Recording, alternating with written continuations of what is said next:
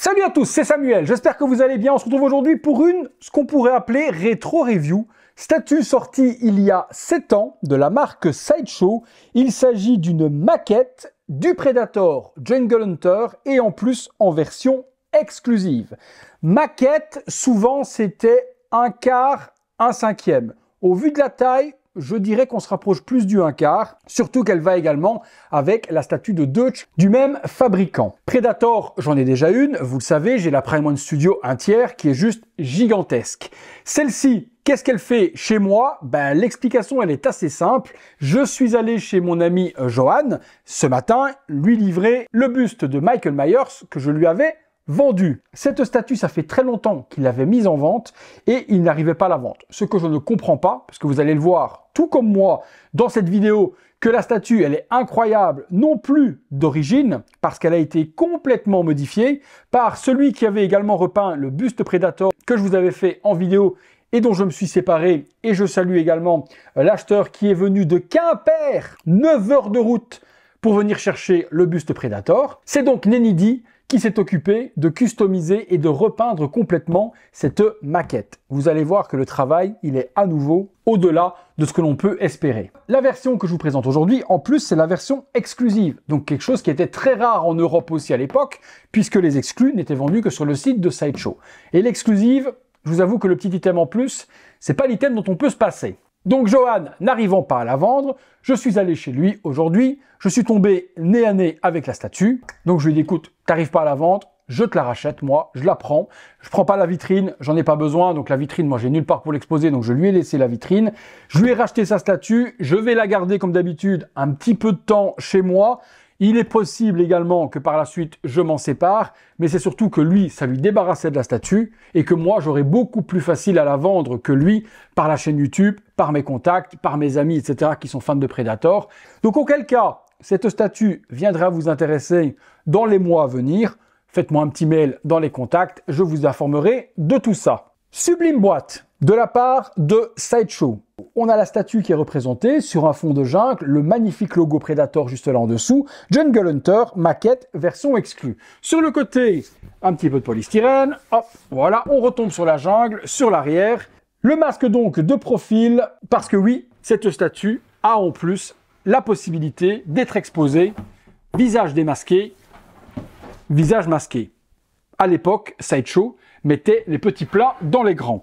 Combien y avait-il d'exemplaires sur cette Jungle Hunter? Sur le dessus, on a juste le logo. Sur le dessous, il y avait 600 exemplaires. Et celle-ci est la numéro 576. Qu'en est-il du coup de ce produit final? C'est vrai que quand je vois le visuel là, effectivement, je vois les modifications qui ont été faites par Nenny. Je vais vous en parler. On est parti pour le montage.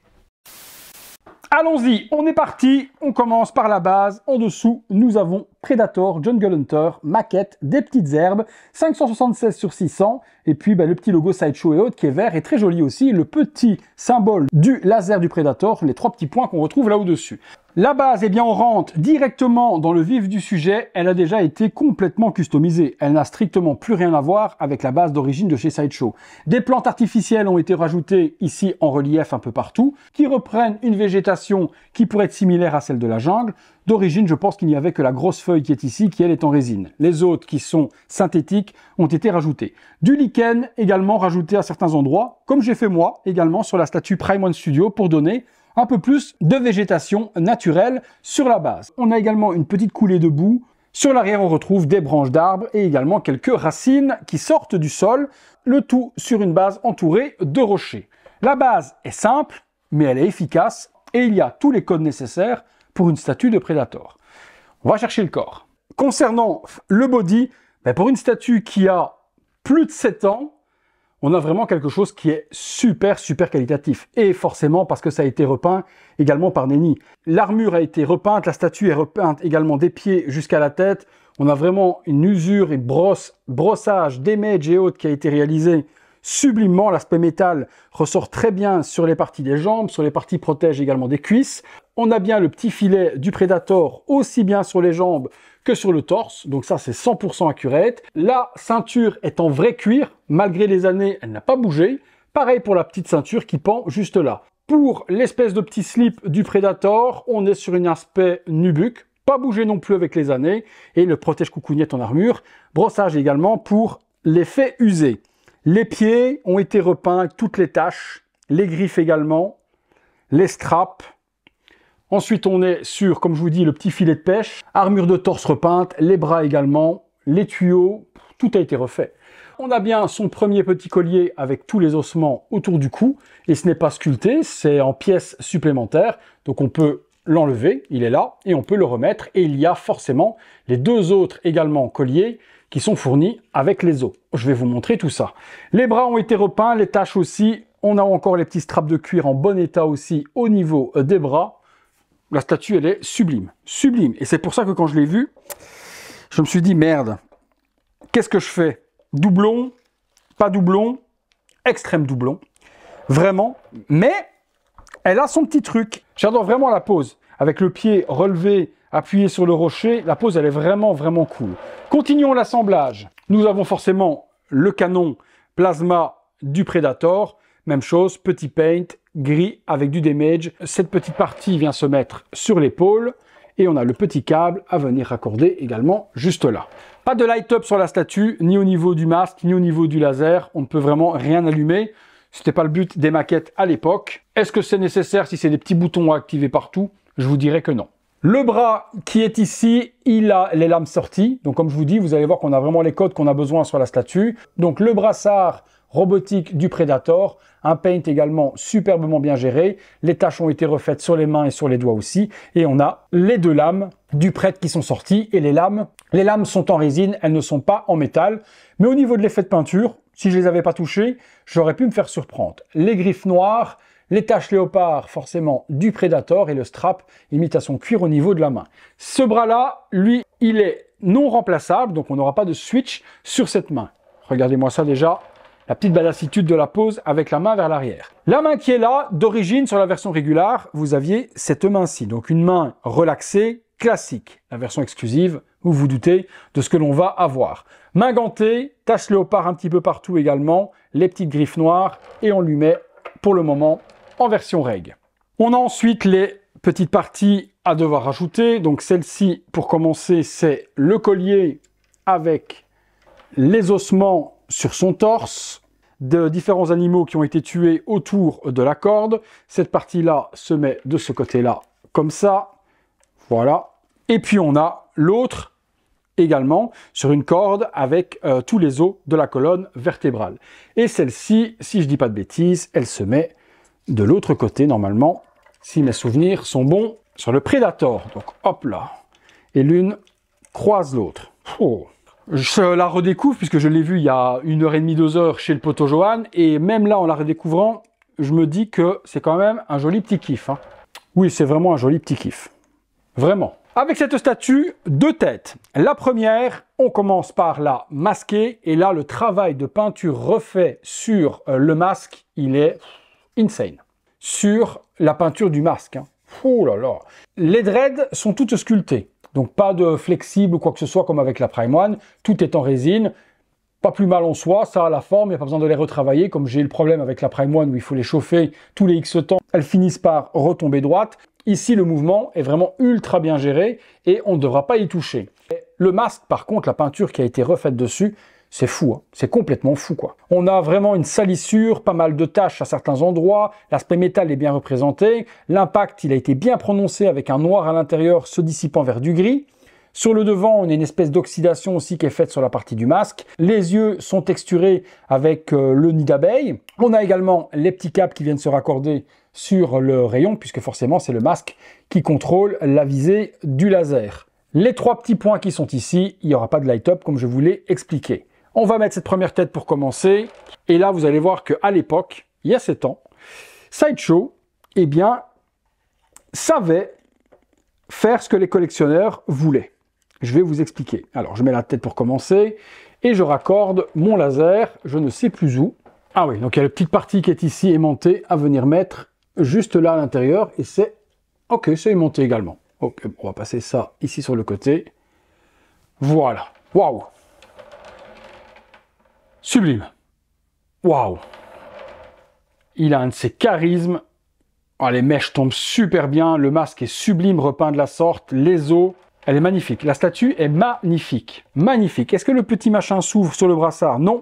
On a toutes les inscriptions, donc les espèces de symboles qui sont mis dessus, je vous le montre de près, mais il ne s'ouvre pas pour voir à l'intérieur, comme on a chez Prime, et pas de bouton forcément pour illuminer. Mais regardez-moi ça. En plus, la pose, elle est quand même vachement belle. Muséum, mais tout en étant un petit peu dynamique. Gros kiff. On peut forcément remplacer la main régulière et la version exclusive, bah, c'était ça. Là aussi, hein, quand je vois la version de chez Sideshow, oh putain, c'était complètement dégueulasse. Et là, elle a été complètement repeint avec le sang bien frais, badigeonné à certains endroits, un petit peu de brun à d'autres. Le crâne, ce qu'il a refait dessus, Nenny, ça donne complètement vie à cette pièce. Mais vraiment. En plus, il a débordé du sang sur les doigts, sur le pouce et également sur la main, puisque pour l'arracher, le Predator rentre la main dans le corps et l'arrache. Donc il est logique qu'il ait du sang plein les doigts. Cette pièce, boum, regardez ça. Je vous disais donc qu'il y avait deux têtes, forcément. Cette tête-là et le travail également sur la tête que j'ai juste là est ouf.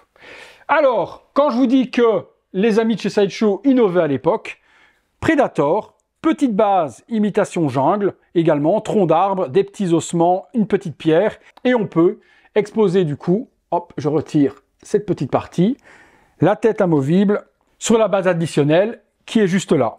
Et vous avez donc votre petit buste pour exposer le casque ou la tête que vous ne mettez pas. Ça, je ne sais pas combien d'années il a fallu, à Prime One Studio et d'autres, pour le proposer. Ben, Sideshow à l'époque le faisait. Et merci à eux parce que c'est super important d'avoir un petit objet pour pouvoir exposer le portrait que l'on ne met pas, au lieu de devoir le poser n'importe comment, au risque de casser justement les dreads.